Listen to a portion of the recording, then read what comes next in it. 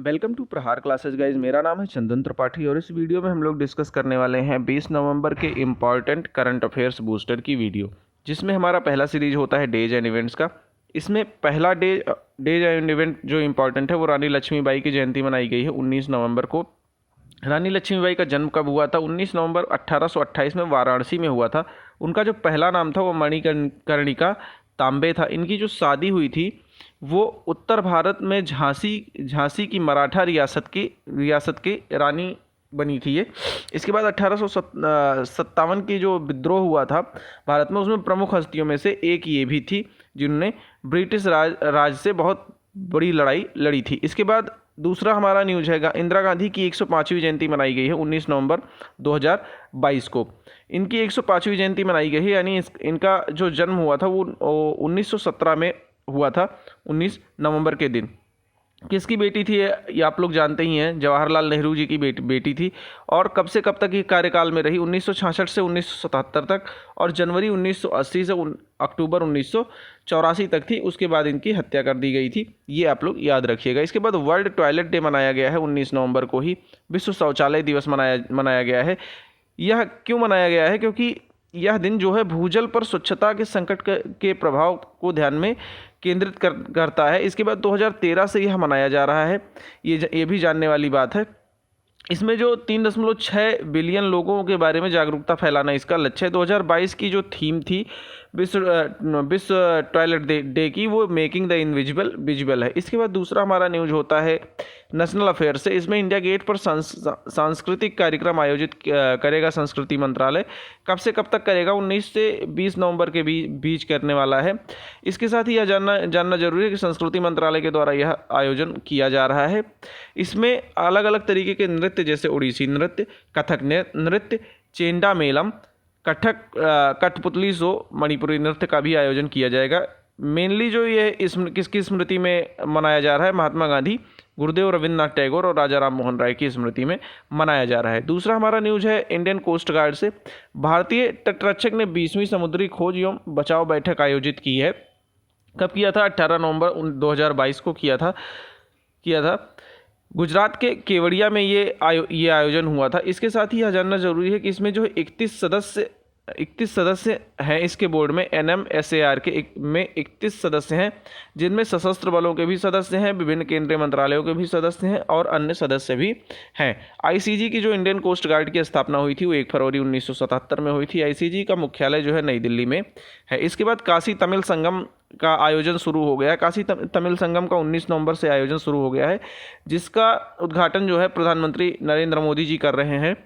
एक महीने तक ये चलने वाला कार्यक्रम है, यानी संगम 17 नवंबर से शुरू हुआ है, लेकिन 19 नवंबर को इसका उद्घाटन नरेंद्र मोदी जी ने किया हुआ। 17 नवंबर से 16 दिसंबर 2022 तक ये कार्यक्रम चलने वाला है।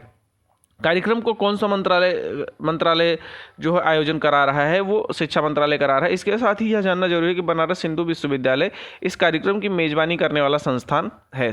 तीसरा हमारा न्यूज होता है समिट्स एंड कॉन्फ्रेंसेस का, जिसमें PM मोदी ने नई दिल्ली में no money for terror global meet का आयोजन किया है, जो FATF यानी फाइनेंशियल एक्शन टास्क फोर्स के द्वारा आयोजित किया जा रहा है। ध्यान देने वाली बात यह है कि इन्होंने उद्घाटन किया है, अध्यक्षता नहीं की है। अध्यक्षता जो है वो अमित शाह जी ने करी है। इसके जो मंत्री स्तरीय सम्मेलन हो रहा है वो नई दिल्ली में हो रहा है। इसके बाद एक चीज़ और जानने वाली बात है कि इसमें इसमें मंत्रियों और वित्तीय कार्यवाही बल के जो प्रतिनिधि मंडलों के प्रमुखों सहित दुनिया के लगभग 450 प्रतिनिधि इसमें भाग ले रहे हैं।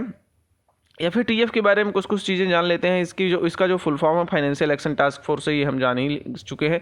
अंतर सरकारी संगठन यानी जो इंटर गवर्नमेंटल बॉडी होती है, वो अलग अलग गवर्नमेंट मिलकर इसकी बॉडी बनाते हैं, इसको संगठित करते हैं। इसके बाद इसकी स्थापना 1989 में हुई थी, यानी 1989 में। G7 जो कंट्रीज़ हैं उनकी पहल पर हुई थी। G7 का मैंने आपको ट्रिक बताया था, juice and GF।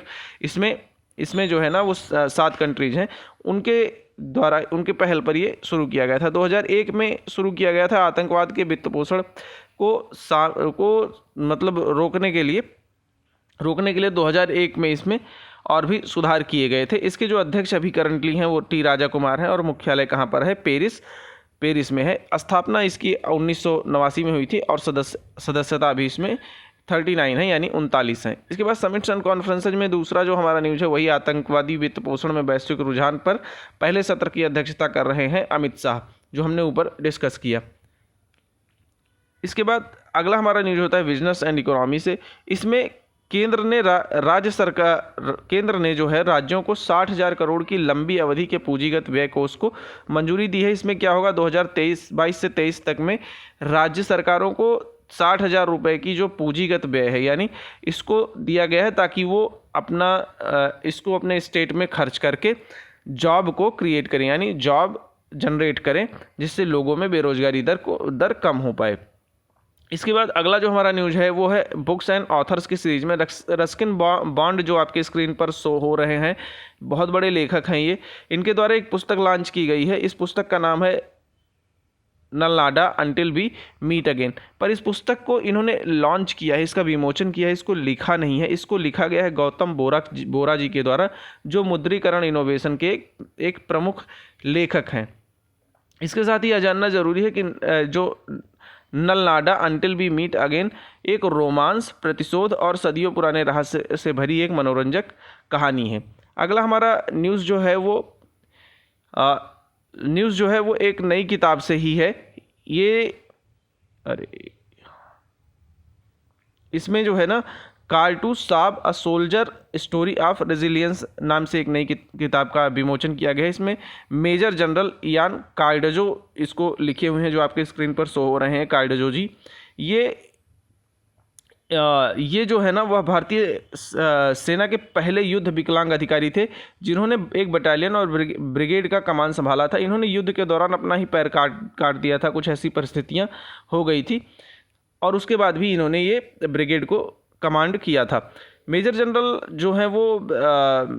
General Ian कार्डोजी एक बटालियन के कमांड के रूप में युद्ध विकलांग अधिकारी के रूप में श्रमसाध्य प्रयासों के लिए जो ये पढ़ी जाने वाली किताब है, इसको लिखा है। इसके बाद ओबिट्यूरीज, यानी जो निधन वाली सेक्शन होता है, फेमस व्यक्तियों वाला सेक्शन होता है, उसमें हम डिस्कस कर लेते हैं। दलजीत कौर खंगूरा जी आपके स्क्रीन पर शो हो रही हैं। दलजीत कौर खंगूरा जी ये पंजाब की दिग्गज अभिनेत्री हैं। इनका निधन हो गया है। कब से कब तक ये जो है वो कार्यरत रही हैं, 1970 से 1980 के दशक में ये कार्यरत रही हैं। इनकी विभिन्न फिल्में हैं, पर वो जानना ज़रूरी नहीं है। इसके बाद फीफा वर्ल्ड कप जो कतर में आयोजित होने जा रहा है, उसमें भाग लेंगे अपने उपराष्ट्रपति जगदीप धनखड़ जी। जगदीप धनखड़ जी पहले कहाँ के गवर्नर थे? ये पश्चिम बंगाल के गवर्नर थे। और अभी पश्चिम बंगाल में कौन गवर्नर नियुक्त हुआ, ये आप लोग कमेंट सेक्शन में बताएं। कल ही मैंने बताया था इसको, ये आप लोग याद रखिएगा। इसके बाद कतर के अमीर शेख तमीम बिन हमद अल थानी के निमंत्रण पर ये जगदीप धनखड़ जी वहाँ जा रहे हैं। इसके साथ ही एक चीज़ और जानना जरूरी है कि 2023 में जो अपना दोनों देशों ने पूर्ण राजनयिक संबंधों की स्थापना के 50 साल पूरे होने के जश्न भी मनाए हैं। इसके बाद डियागो साउथ कोरिया में जो एशियाई एयर गन चैंपियनशिप आयोजित किया जा रहा है, तो उसमें 28 में से 25 स्वर्ण भारत ने जीता है। ये बहुत ही गौरव की बात है। इसके बाद इसमें मनु भाकर और सम्राट राणा की जो जोड़ी है, उन्होंने 10 metre air pistol mix team event जीता था। ये जानना जरूरी है। बहुत बार न्यूज़ में थे, तो मैंने सोचा एक बार और डिस्कस कर लेते हैं। रिदम सांगवान और विजय वीर सिद्धू की भारतीय जोड़ी ने सीनियर इवेंट में स्वर्ण पदक जीता था। इसके बाद अगला जो हमारा न्यूज़ है वो स्टेट स्पेसिफिक न्यूज़ है। प्रधानमंत्री नरेंद्र मोदी ने ईटा में डोनी पोलो हवाई अड्डे का उद्घाटन किया है। डोनी पोलो का मतलब होता है, डोनी का मतलब होता है सूर्य, और पोलो का मतलब होता है चांद। इसका उद्घाटन किया 19 नवंबर 2022 को। यह अरुणाचल प्रदेश का जो है पहला ग्रीनफील्ड हवाई अड्डा है। यह सभी मौसमों में संचालन सुनिश्चित करता है। इसके साथ ही यह जानना जरूरी है कि ये डोनी पोलो जो है वही सूर्य और चंद्रमा के नाम पर रखा गया है। तेलंगाना से अगली न्यूज़ है। तेलंगाना सरकार